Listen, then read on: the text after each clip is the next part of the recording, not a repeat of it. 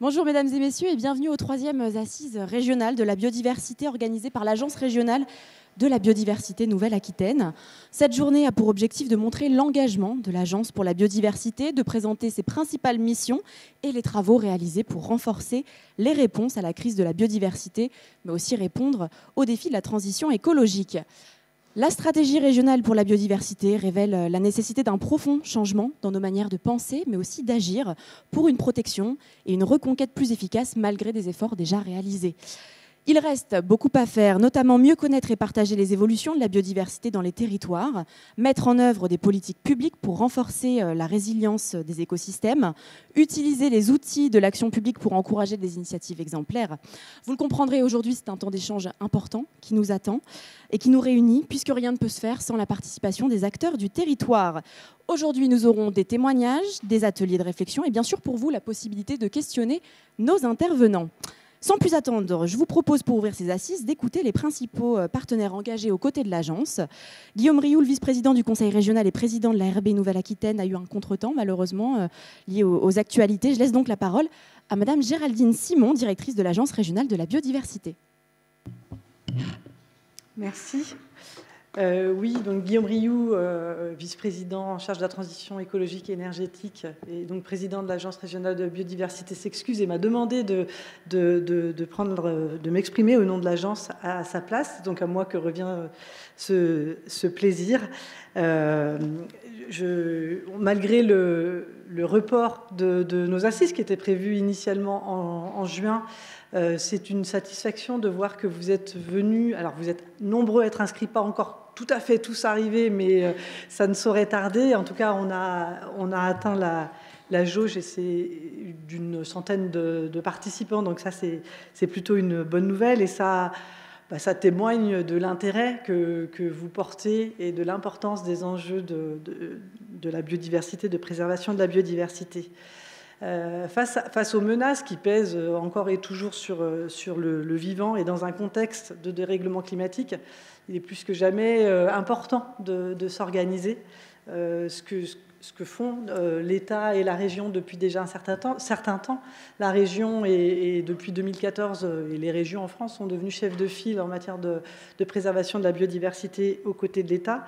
Et donc se sont organisés, notamment à travers la mise en œuvre, la définition et la mise en œuvre d'une stratégie régionale biodiversité. Pour ce qui concerne la Nouvelle-Aquitaine, c'est une stratégie qui couvre la période 2023-2032 et qui est pleine d'ambition autour de 5 grandes orientations complémentaires les unes avec les autres, autour de la connaissance, de la préservation, de la cohérence des politiques publiques, de l'aménagement du territoire, comment on repense l'aménagement de notre territoire, de l'économie. Je rappelle que l'économie, le PIB régional, 45% du PIB régional dépend de la biodiversité, ce qui n'est pas du tout anodin.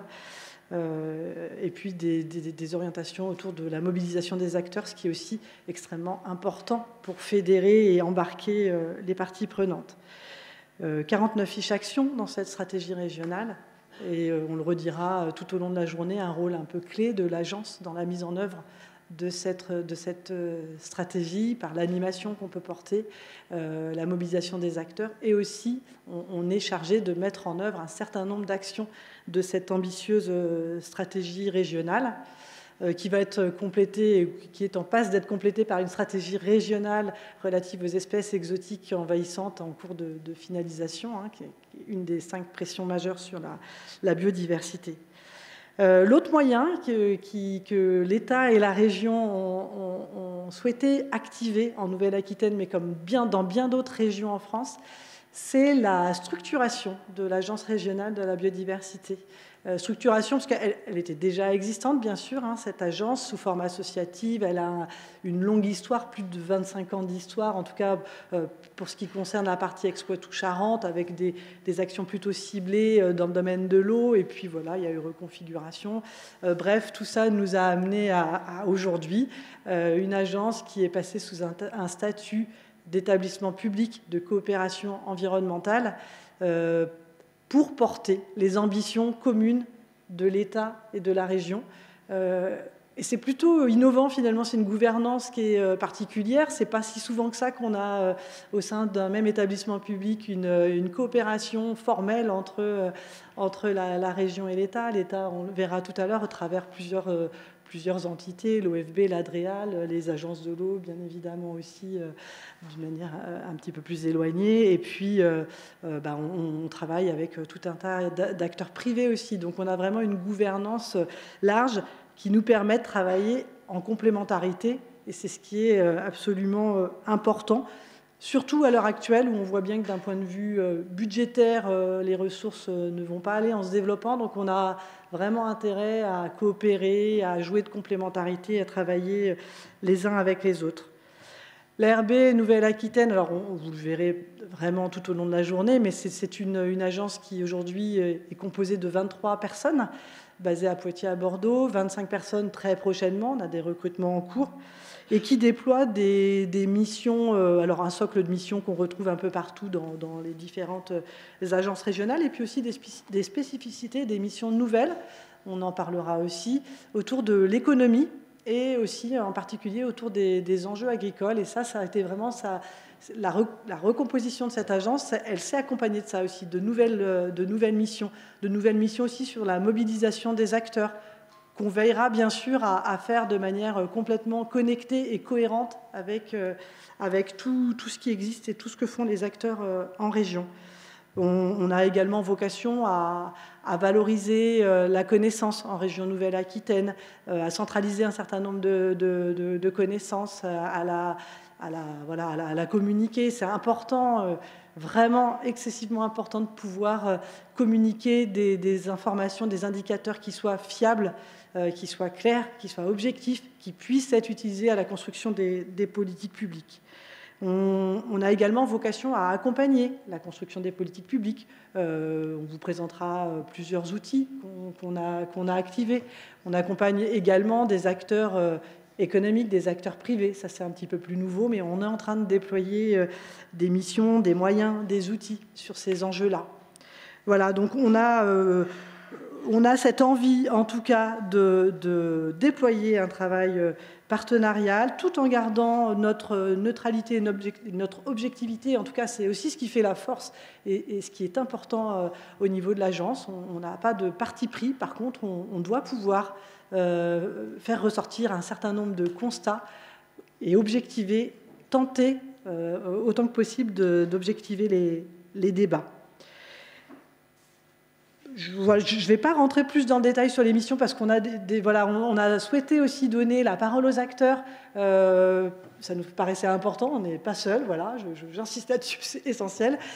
Donc les partenaires vous présenteront la manière avec laquelle ils coopèrent avec l'agence depuis, pour certains, longue date.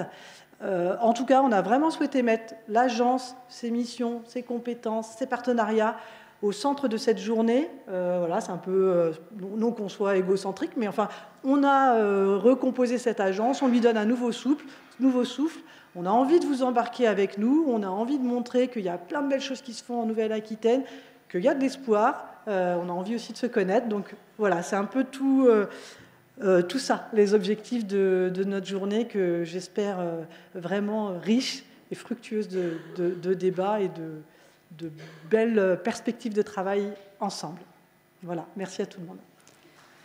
Merci Géraldine Simon, merci beaucoup. Emmanuel Didon, directeur régional Nouvelle-Aquitaine de l'Office français de la biodiversité et vice-président de l'Agence régionale de la biodiversité. Nous vous écoutons. Alors bonjour à toutes et à tous. Merci Géraldine pour ces propos introductifs enthousiasmants et chaleureux. Oui, troisième assise régionale de la biodiversité, les premières pour l'ARB, donc vous l'avez dit, en tant qu'EPCE, et je tiens justement à souligner l'excellente étroite collaboration qu'il y a eu entre l'OFB et le Conseil régional dans cette phase qui a été exigeante, qui a beaucoup rapproché nos équipes et aux côtés des services de l'État. Alors, je tiens à saluer, outre le président Rioux qu'on verra en fin de journée, hein, mais aussi les équipes. Hein, Géraldine vous l'a dit, l'ARB Nouvelle-Aquitaine, c'est une structure, des salariés, des agents qui sont motivés, compétents, prêts à l'action, hein, après cette longue phase de recomposition. L'ARB, hein, c'est effectivement les EPCE, c'est dans la loi pour la reconquête de la biodiversité, mais ce n'est pas parce que c'est dans la loi, hein, qu'on l'a fait, c'est vraiment le partage d'une nécessité stratégique, un souhait commun d'échanger dans une gouvernance partagée, partager des enjeux et surtout des solutions. Construire ensemble pour la préservation de la biodiversité, organiser cette cohérence de l'action. Et maintenant, il s'agit donc de faciliter, de massifier le passage à l'action, puis aussi de communiquer, sensibiliser le plus grand nombre. Ce que Géraldine ne vous a pas dit, c'est que l'ARB s'inscrit dans un réseau d'agences régionales, qui est animé, accompagné par l'OFB. Et on compte aujourd'hui 12 ARB en France, hein, dont 10 en métropole, 3 qui sont en initiation ou en préfiguration et 3 qui sont encore émergentes. C'est important d'avoir ce réseau qui peut constituer à la fois un appui, une source d'inspiration. Je sais qu'il y a des échanges entre les agences, c'est une voie de partage d'expérience qui pourra aussi faire gagner en efficacité. Toutes les ARB sont articulées un petit peu autour des mêmes missions socles, mobilisation, accompagnement des acteurs, sensibilisation et appui aux politiques publiques. Alors, la première mission de l'ARB, c'est vraiment de rendre la stratégie régionale de la biodiversité, la SRB, aussi opérationnelle que possible. Cette SRB, elle s'inscrit à la fois dans la stratégie nationale de la biodiversité 2030 et en cohérence avec tous les travaux précurseurs portés notamment par la région autour de Néoterra, avec un festival des solutions qui se tient la semaine prochaine. Vous voyez, je fais de la pub pour aussi ces outils. Donc, ce qui est important, c'est la mobilisation, notamment des solutions qui sont fondées sur la nature, qui sont stratégiques pour ce développement durable, harmonieux dans un contexte de changement climatique. Je pense que le changement climatique, d'ailleurs, on en reparlera, hein. Et grâce aux moyens du projet LIFE, dont vous avez peut-être entendu parler, Artisan. Voilà, on a la sensibilisation permet de mobiliser aussi les outils comme les ABC, les atlas de la biodiversité communale, les TEN, les territoires engagés sur la nature. Je ne vais pas m'étendre là-dessus parce que les TEN, il en sera largement question dans la journée. Dans le cadre de la gouvernance, bien sûr, toutes les actions sont importantes, mais je souhaiterais souligner 3 types d'acteurs qui sont fondamentaux pour la mise en œuvre de cette stratégie. D'abord, le monde agricole. Parce que le monde agricole se fait beaucoup entendre actuellement. Hein, il passe une phase un petit peu difficile, mais l'intrication entre l'agriculture et la biodiversité est fondamentale, et la promotion de pratiques qui soient favorables au lien agriculture et biodiversité est bien évidemment une voie à privilégier. Proche de la problématique du monde agricole, bien sûr, celle de la ressource en eau. Hein, donc, je pense que l'Agence de l'eau, évidemment, c'est son sujet. Qualité et quantité sont source de préoccupation. Et alors, l'agroécologie, hein, qui est ce qui va permettre de rapprocher agriculture et biodiversité, ça fait l'objet d'un des 2 ateliers qui se tiendra cet après-midi. Deuxième acteur, les entreprises. Évidemment, par leur impact sur la biodiversité, la capacité qu'elles ont à réduire cet impact, sont une catégorie d'acteurs majeurs à mobiliser. Et je pense au dispositif Entreprises engagées pour la nature, qui est encore émergent, mais qui devrait gagner en notoriété dans ces prochaines années. Alors, on a notamment le projet européen Life Biodiv France qui démarre maintenant, qui doit durer jusqu'en 2032 et qui est un outil qui va permettre justement de mobiliser pleinement les entreprises. Et puis enfin, troisième acteur, les collectivités, dont je salue ici la présence. Ce sont des acteurs au plus près des territoires et on ne peut pas envisager de passage à l'action sans cette volonté politique et notamment sans l'échelle locale au plus proche des administrés et des territoires. Voilà, je ne serai pas plus long, je vous remercie et je vous souhaite de très bonnes assises. Merci Emmanuel Didon. David Goods, directeur régional délégué de la DREAL, vous intervenez aujourd'hui pour la DREAL, mais aussi le SGAR. La parole est à vous. Merci. Je vais vous prier d'excuser l'absence de Patrick Amoussou Adéblé, donc le secrétaire général aux affaires régionales, qui vient d'être nommé hors de la région. Je suis très heureux de le remplacer aujourd'hui pour un propos rapide. Je vais essayer d'inscrire mon propos dans la perspective de la COP Nouvelle-Aquitaine, qui est un exercice qui s'ajoute à tout ce qui a déjà été présenté et qui a vocation à amplifier ce qui est déjà en germe. Donc je vais commencer par dire que la biodiversité, je ne connais personne dans l'écosystème des acteurs présents sur les territoires, personne qui se lève le matin en se disant « tiens, je vais aller ravager la biodiversité par principe ou par plaisir ». La biodiversité, on la maltraite un peu par mégarde.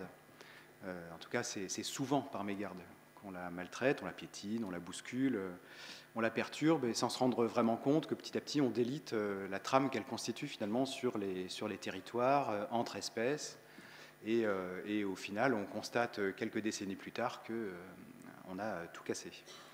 Le problème, c'est que autant ça se délite par mégarde et sans vraiment y penser, autant pour reconstituer, restaurer la biodiversité, ce sont des efforts colossaux.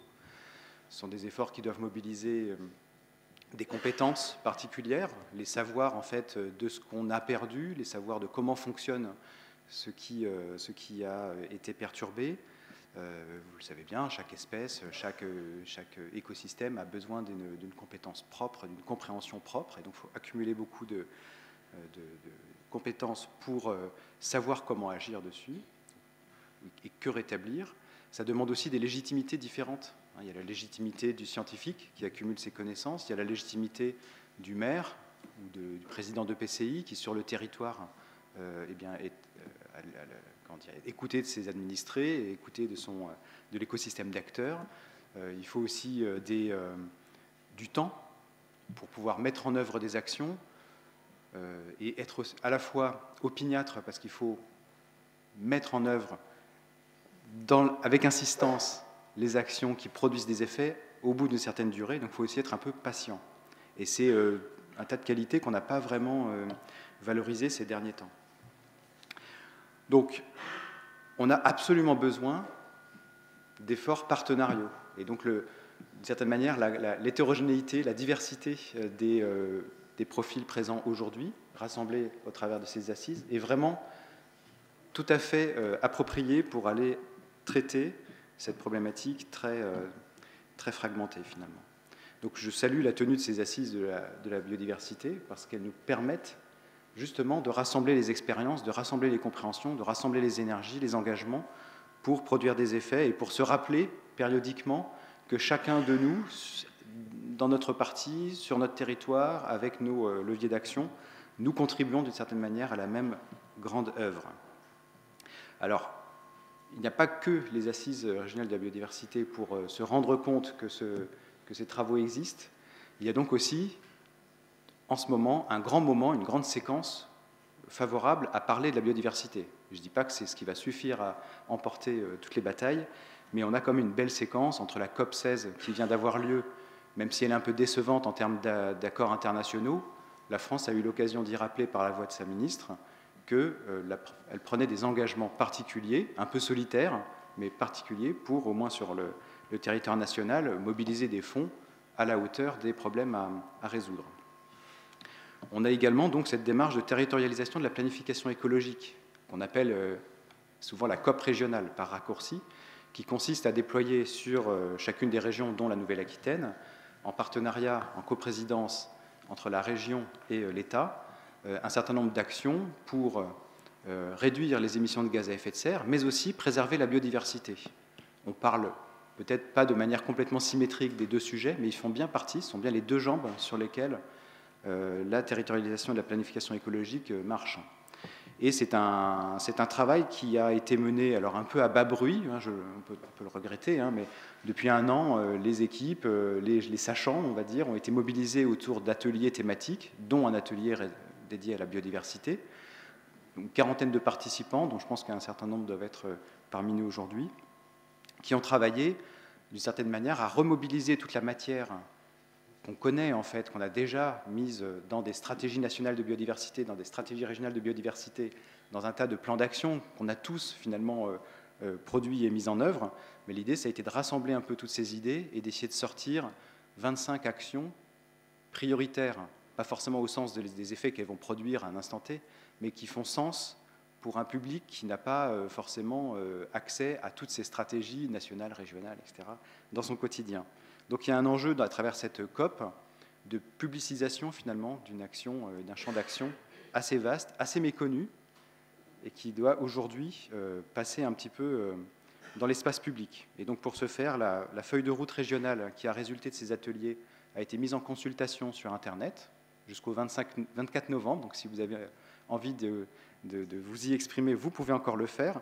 Moi, ce que je voudrais relever, c'est que parmi les 6 thèmes de la planification écologique, enfin de la territorialisation de la planification écologique, dont la biodiversité est un des thèmes, eh bien, pour le moment, c'est sur ce thème de biodiversité qu'on a le plus de réactions, le plus de contributions de la part du public, que ce soit des communes ou que ce soit des grands publics qui se sont exprimés. Donc c'est plutôt un bon signe, plutôt surprenant, je dois vous l'avouer, parce que ce n'est pas celui sur lequel on a fait le plus de communication depuis le début de la démarche il y a un an.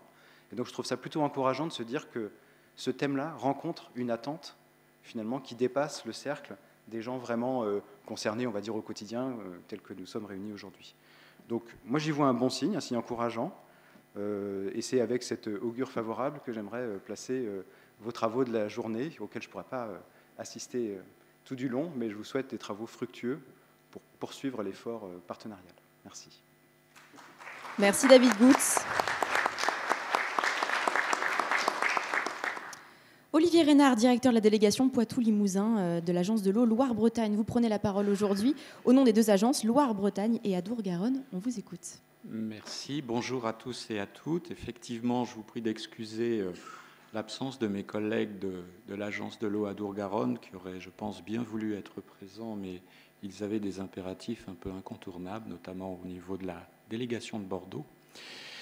Et je voulais également saluer et remercier le travail des techniciens de nos équipes respectives qui font vraiment, enfin qui incarnent, je pense, l'ensemble des actions pour la préservation et la reconquête de la biodiversité sur nos territoires. Ils font un travail exigeant, un travail qui est difficile, mais qui est indispensable pour... je pense, améliorer et surtout donner les conditions d'une résilience de nos territoires vis-à-vis du changement climatique. Le premier point sur lequel je voudrais rebondir, c'est 2 des objectifs que vous avez cités, Madame la directrice, cohérence des politiques publiques d'une part, aménagement du territoire, et puis 2 mots que Emmanuel a cités également, cohérence et ensemble. Donc ça sera mon premier point. Le deuxième point, c'est illustrer l'action que les 2 agences mènent aujourd'hui, dans des cadres un petit peu différents, autour de la biodiversité, sur des solutions qui sont vraiment à co-bénéfice et à bénéfices multiples. Et enfin, bon, étant un peu le local de l'étape, je parlerai de notre 12e programme pour vous donner quelques perspectives qui pourront être développées à partir de l'année prochaine. Ensemble, cohérence, je pense que les agences interviennent et s'inscrivent complètement dans la stratégie régionale biodiversité à travers 2 points qui me semblent importants. D'abord, des cadres de gestion partagés. Nous avons des dispositifs qui sont un peu analogues entre les deux versants et entre les deux versants qui se partagent la région, je dirais, ou sur lesquels se trouve la région Nouvelle-Aquitaine. En Loire-Bretagne, ce sont des contrats territoriaux et des futurs accords de territoire qui auront droit de cité au 12e programme, qui vont être développés au 12e programme.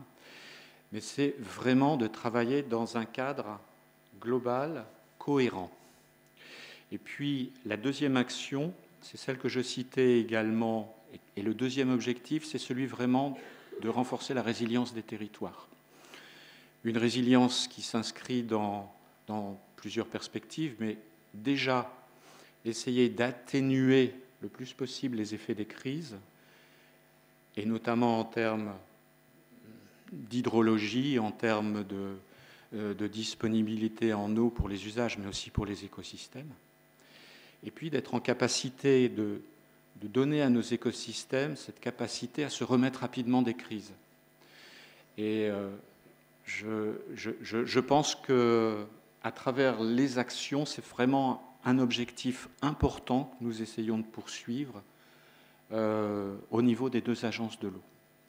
Le second point sur lequel je souhaitais intervenir est celui, en fait, de travailler et d'apporter nos contributions financières à des solutions qui ont des bénéfices multiples. Les deux agences de l'eau sont depuis, je vais dire historiquement, investies sur la protection, la restauration des zones humides. Et je pense qu'on est vraiment là dans un espace où restaurer une zone humide, c'est aussi lui reconférer ce rôle d'éponge qui nous est très utile en période de sécheresse, mais aussi en période d'excédent hydrique. Mais c'est aussi des espaces de réservoirs de vie et d'une biodiversité très importante. Et enfin, parfois, en matière d'élevage et en matière de ressources agricoles, lorsque toutes les prairies sont jaunes après des moments de sécheresse, qu'est-ce qui reste vert? Ce sont souvent les zones humides. Et elles peuvent constituer aussi une ressource pour un certain nombre d'activités agricoles, je pense à l'élevage en particulier. Plus récemment, toujours sur ces solutions à bénéfices multiples, les deux agences ont mis en place au cours de ce 11e programme un certain nombre d'aides à la déconnexion des eaux pluviales et à la désimperméabilisation. Il y aura d'ailleurs demain une rencontre de l'eau vraiment dédiée à cet aspect-là, ici à Poitiers, à l'espace Toumaï. Et dans ce type d'action est venue se greffer aussi la notion de renaturation.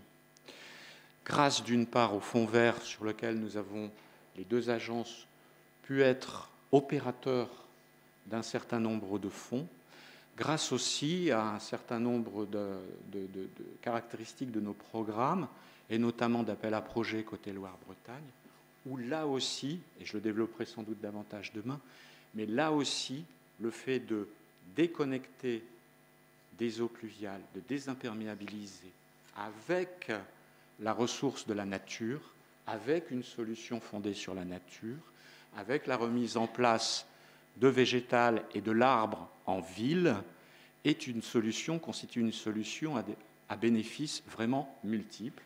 Gestion de l'eau, gestion de la pollution aussi sur les réseaux unitaires, création d'îlots de fraîcheur qui nous seront bien utiles, je pense, pendant les périodes de canicule, une nouvelle invite à la biodiversité pour reconquérir les milieux urbains, et puis peut-être aussi une dimension sociale qui consiste à retrouver autour d'un arbre en période estivale une possibilité aux populations de se retrouver le soir, etc. Donc il y a vraiment du lien social qui peut être créé aussi à travers ces solutions. Le troisième point que je souhaitais aborder, c'est un peu le point perspective, 12e programme. Et donc, là où Loire-Bretagne était assez timide dans son 11e programme vis-à-vis de l'accompagnement de la biodiversité, notamment à travers des appels à projets, et je me souviens en 2019 avoir été interpellés par des acteurs de la biodiversité en nous disant « Mais vous fonctionnez par appel à projet et vous n'inscrivez pas dans le programme des actions concrètes pour accompagner la biodiversité ». Eh bien, au 12e, le message a été compris et nous inscrivons dans notre programme des actions de soutien de la biodiversité en dur, notamment pour la protection des espèces menacées, avec un lien, bien sûr, toujours milieu aquatique, et que ce soit sur les PNA ou les PRA. Et puis, le deuxième point sur lequel je souhaite insister, c'est aussi l'intérêt du nouvel accord de territoire ou accord territorial qui va être mis en place au fur et à mesure du 12e programme et qui va permettre, à travers des volets un peu négociés, bien sûr sur un tronc commun autour de la reconquête de l'état des cours d'eau, de la reconquête des zones humides et de leur état, peut-être à travers ces négociations. Et s'il y a des niveaux d'ambition importants sur ces deux premiers volets, pouvoir introduire peut-être davantage d'actions biodiversité dans le cadre de ces accords partagés. Je vous remercie, je souhaite beaucoup de richesse dans les débats qui vont suivre, dans les échanges que vous allez mener. Et j'ai l'une de mes collègues qui est présente et elle a pour rôle de vraiment noter toutes les bonnes idées parce que ça nous nourrira également au cours des 6 prochaines années de notre 12e programme. Merci à vous. Merci Olivier Reynard, merci beaucoup.